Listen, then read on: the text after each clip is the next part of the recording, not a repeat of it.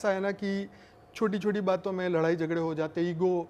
देखो, काम, क्रोध, लोभ, मोह, अहंकार, ये 5 चीजें ऐसी है, ये रियल में एक विकार है, लेकिन हम इसे विकार नहीं मानते। जैसे कोई गुस्सा करता है तो हम बोलते हैं कि बड़ा क्रोधी है। हाँ, अपना बच्चा अगर गुस्सा करे तो हम बोलते हैं तो बड़ा गुस्सा है, लेकिन हम खुश होते हैं, देखा मेरा बच्चा है। लेकिन ये गुस्सा उसको आगे जाके भारी पड़ेगा, है ना। तो ये चीजें समझनी पड़ेगी, ये मतलब अध्यात्म में ये चीजें आएगी आगे जी।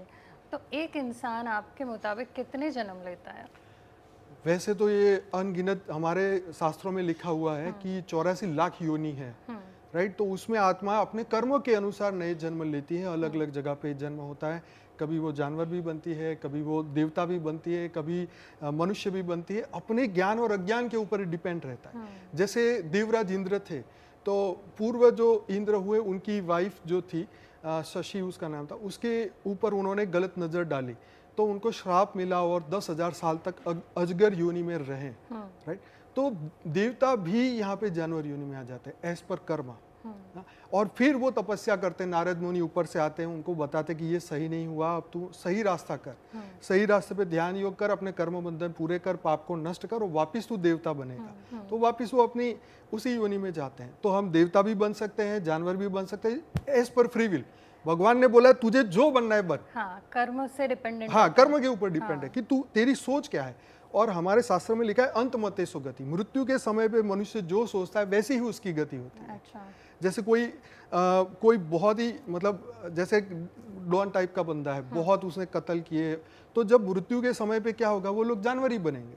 शास्त्र में लिखी हुई बात है, क्योंकि उन्होंने पूरी जिंदगी बुरा कर्म किया है, तो क्या होगा, उनकी गति बुरी होगी। यहाँ तो हम किसी को हर्ट करते वो भी विकर्म बनता है ना। तो जो इतने कत्लेआम करते हैं तो वो तो फिर जानवर योनि में जाते हैं।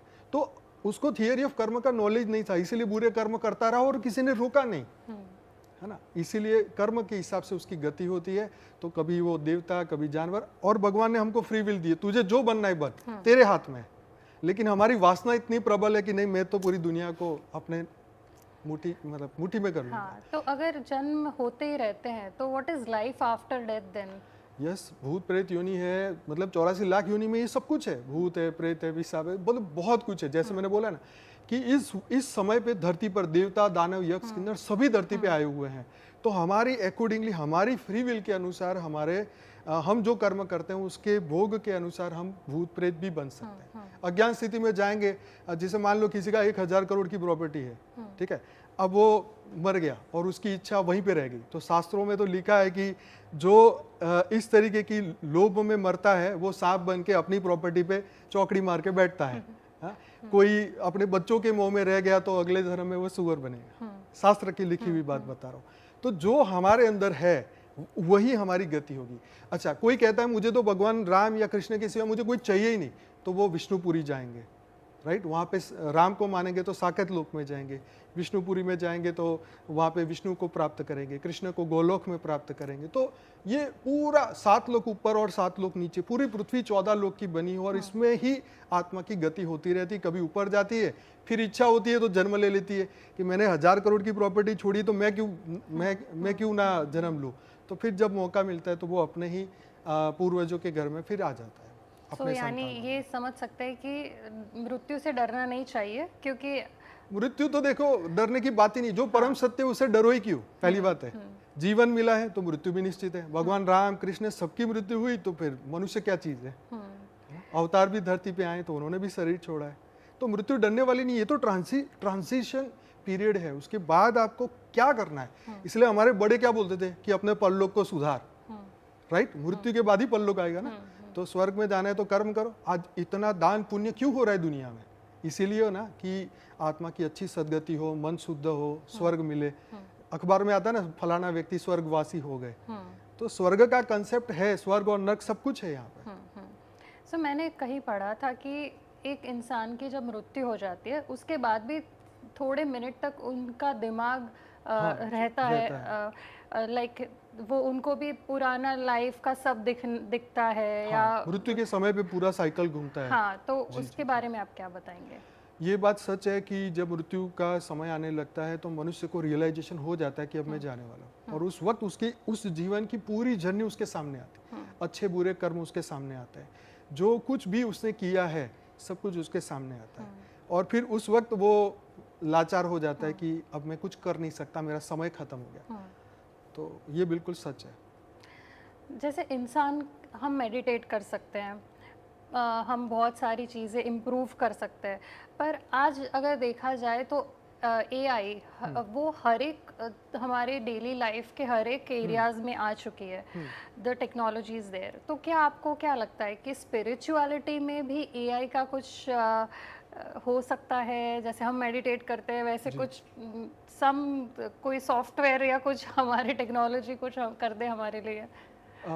देखिए, एआई को मतलब आपका सवाल थोड़ा मुझे फिर से समझना पड़ेगा। जैसे एआई हर दिशा में हर अभी दिशा में है, है, ठीक है। चाहे आपको कुछ आर्टिकल लिखना है तो भी अवेलेबल हाँ, है, ठीक है, चाहे चैट आप कुछ जीपीटी मदद करेगा। चाहे आप किसी को ऑपरेट करना चाहते हैं तो डॉक्टर्स के पास भी है। तो स्पिरिचुअल पाथ पे क्या कुछ ऐसे टेक्नोलॉजी का इन्फ्लुएंस कभी भी आएगा कि जो हमें और स्पिरिचुअलिटी की राह पे ला दे?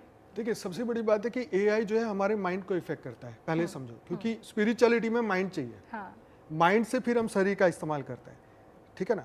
शरीर का इस्तेमाल पहले विचारों में आता है कि मैं ये कर्म करूं, ये मैं वॉक करने जाऊं, तो पहले विचार आता है, तो विचार शरीर को बनाता है। मन से, मन का असर शरीर पे आता है। भगवान कृष्ण ने क्या बोला है कि शरीर से श्रेष्ठ है मन, मन से श्रेष्ठ है बुद्धि, और बुद्धि से श्रेष्ठ है आत्मा। तो पार्थ आत्मा की चिंता कर। तो एआई जो है, जो हमारे ऊपर इफेक्ट कर रहा है, वो हमारे मन पे कर रहा है।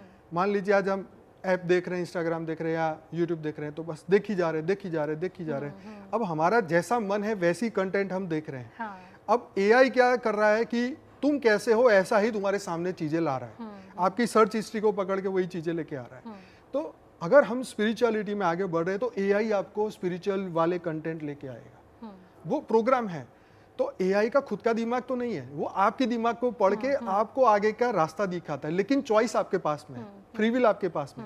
ये चीज मेरे सामने आई, इसको देखो या ना देखो, हमेशा फ्री विल भगवान ने हमें सबको दिया कि भाई आखिर में तुम्हारे पास फ्री विल है, तुम जो चाहो वो करो। भगवान, यही सबसे बड़ी गॉड गिफ्ट है सबको, कि फ्री विल से ही हम अपना नेक्स्ट कर्म कर सकते हैं, अपनी चॉइस कर सकते हैं। आपने फ्री विल की बात अभी भी की, पिछले एक जवाब में भी की, पर अनफॉर्चुनेटली ये फ्री विल ही लोग एक्सरसाइज नहीं कर पाते हैं। तो उसका गलत इस्तेमाल कर रहे हैं, है ना जी। तो मैंने again I was reading something on the internet, तो वहाँ पे मैंने पढ़ा कि टाइम ट्रैवल भी एक कंसेप्ट है। कि कई लोग ये भी क्लेम करते हैं कि मैंने टाइम ट्रैवल किया हुआ है। जी, तो आपको क्या लगता है, ये मुमकिन है? बिल्कुल, क्योंकि देखो ये ब्रह्मांड लाइव है। जैसे हमारा एक ब्रह्मांड है, 14 लोकों का ब्रह्मांड है, ऐसे अनंत ब्रह्मांड है, राइट। हमारी एक बुक है लाइफ इन मल्टीवर्स, उसके अंदर ये सब चीज़ हमने, हमारे बापूजी ने, मेरे फादर बापूजी दशरथ भाई पटेल, उन्होंने ये पूरा ज्ञान दिया और ये बुक उन्होंने ही हमें लिखवाई। तो ये पूरा मल्टीवर्स जो है, ये पूरा अनंत ब्रह्मांड जो है, ये एग्जिस्ट करते हैं, वहाँ पर जीवन है। और हमारा एक वीडियो है सोल जर्नी का, तो आत्माएं सोल जर्नी करते करते अनंत ब्रह्मांडों से होते होते इस वक्त धरती पर आई हुई है। तो उसकी आत्मा में सब कुछ रिकॉर्डिंग है, तो आत्मा में जो रिकॉर्डिंग है उसी हिसाब से वो बोलेगा। आप आई बात समझ में कि मनुष्य वाकई में वो मंगल पे रहता था, तो धरती पे जब भी उसका जन्म होगा तो उसकी पुरानी रिकॉर्डिंग्स यादें ताजा होगी। और इसके पीछे सूक्ष्म जगत का भी हाथ है। सूक्ष्म जगत मतलब एलियंस कहो, भूत प्रेत कहो, दिव्य आत्मा कहो, पापात्मा कहो, ये सबका ये सूक्ष्म जगत है, और वहीं से सबको इंस्पिरेशन मिल रही है। आप सोचिए कि आज अभी 2 दिन पहले एक न्यूज़ आई कि सूर्य 10 मिलियन सेंटीग्रेड गर्मी पैदा करने वाला एक तत्व को कौन से एक देश है, उन्होंने इस तत्व को ढूंढ लिया, और सूर्य की जितना, सूर्य से भी ज़्यादा गर्मी पैदा उन्होंने 8 मिनट तक वो गर्मी पैदा करके दिखाई, 48 सेकंड तक वो गर्मी करके दिखाई। आज साइंटिस्ट लोग गॉड पार्टिकल ढूंढ रहे हैं। क्यों? क्योंकि जो तत्व, जो कण को वो ढूंढ रहे हैं ना, वो ऊपर का है, विष्णुपुरी का है। वहाँ का जो वायुमंडल है उसका एक कण यहाँ पे ढूंढ रहे हैं। अगर वो एक भी मिल गया ना कण, तो पूरी दुनिया को फ्री एनर्जी मिल सकती है। इतना कुछ साइंस अभी डेवलप हो रहा है, लेकिन स्पिरिचुअलिटी को ये भूल रहे हैं। मतलब सूक्ष्म जगत उनको इंस्पिरेशन दे के ये करवा रहे हैं, एलियंस उनको इंस्पायर्ड करके ये टेक्नोलॉजी दे रहे हैं कि तुम दुनिया के भला के लिए ये चीजें लाओ, नहीं तो पेट्रोल का धुआं खा खा के हम सब यहाँ धरती लोक के मनुष्य जा। सो एलियंस होते हैं, डेफिनेटली है, पूरे सब साइंटिस्ट मानते हैं। ऑन पेपर नहीं बोलेंगे, कैमरा में नहीं बोलेंगे, लेकिन पीछे तो सब मान रहे हैं। एलियंस है, सब कुछ है। जैसे आज के जनरेशन को देखा जाए तो youth rat race and spirituality, because youth को बहुत सारे ड्रीम्स है, उनको बहुत अचीव करना है, और उसके साथ ही साथ एक मान लीजिए एक रैट रेस चल रही है कि मेरे से आगे कोई निकलना नहीं चाहिए, मैं 16 घंटे काम करूँगा, 18 घंटे काम करूँगा, मैं ये कर दूँगा, वो कर दूँगा। और इन भाग दौड़ में स्पिरिचुअलिटी, तो ये प्रैक्टिकली कैसे इन तीनों चीज़ों को लिंक कर सकते हैं? देखिए, सबसे पहले तो मनुष्य को अपने जीवन के लक्ष्य को पकड़ना चाहिए कि मैं धरती पे पहले तो क्यों हूँ। जब आपको ये पता चल जाए कि मैं अनंत जन्मों से यही कर रहा हूँ, जन्म लिया, पढ़ाई लिखाई की, शादी हुई, बच्चे हुए, उनको सेट किया, उनके भी बच्चे हो गए, उनको भी सेट किया, फिर आखिर में मर गए। जिसको ये रियलाइजेशन हो जाता है कि ये तो एक ट्रैप है, अंडरस्टैंड। हमारे शंकराचार्य कहते हैं कि ब्रह्म सत्य जगत मिथ्या। अगर ये जगत मिथ्या है और मिथ्या में अगर आप सुख ढूंढ रहे हो तो मिलेगा, लेकिन आभासी सुख। मुर्ग जल आप समझते हैं ना, कि दूर हाईवे पे दूर जाते हैं तो हमें लगता है कि पानी है, लेकिन वहां जाके देखो तो कुछ नहीं है। तो हमें भी सुख भी ऐसे ही दिखाई दे रहा है कि मुझे ये डिग्री मिल जाए तो मैं सुखी, मुझे ये लड़की शादी हो जाए तो मैं सुखी, मेरे को पैसा मिल जाए तो मैं सुखी। लेकिन वहां जब पहुंचता है फिर क्या होता है, एक और नया इच्छा कामना फिर पैदा हो जाती है। तो लक्ष्य जब तक आपका सेट नहीं होगा तो हम इसी में ही फंसेंगे। हमें शांति कहाँ मिल सकती है? परम धाम में। परम शांति परम धाम में है, और यहाँ पर मनुष्य के पास आज शांति भी नहीं है। आप समझ रहे? तो शांति की हर एक व्यक्ति खोज करता है। आप बोलते हैं कि मुझे अगर इतना पैसा मिले तो मैं तो शांति से रहूं और अपना लाइफ को एंजॉय करूं, लेकिन वो शांति कितनी दूरी पर है? अपने भीतर है। हमारा आत्मा का स्वरूप है सत्य चित्त आनंद स्वरूप, लेकिन हमें कोई बताने वाला नहीं है। हमारे भीतर है शांति, हम बाहर खोज रहे हैं।